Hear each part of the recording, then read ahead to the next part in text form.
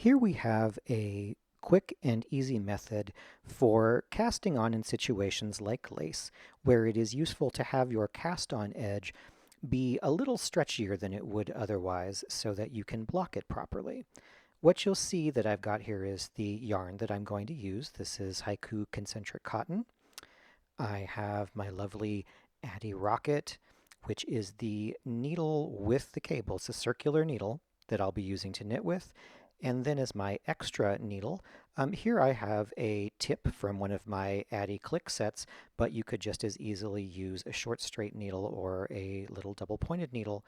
And notice it's about the same weight as the needle that I'll be knitting with.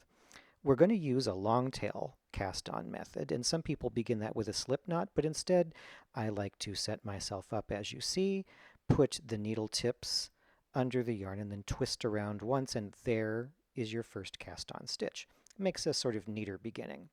From that point, your cast on is going to be just as it would usually be for a long tail cast on, but you'll notice that rather than using one tip, I'm keeping these two tips held together as one. That means that each of these stitches is going to be a bit bigger than it would be if I were using only one needle.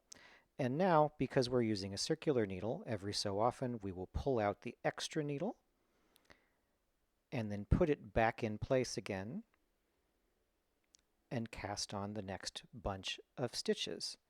This cast on is usually done with a pair of straight needles, but holding both needle tips together when you have a cable connecting them is a bit difficult. That's why I like to use that second needle tip. And so again, every so many stitches, out comes the extra needle, and what you're left with in this cast on row is beautiful stitches, nice and even, that have just a little bit extra so they'll stretch properly for you.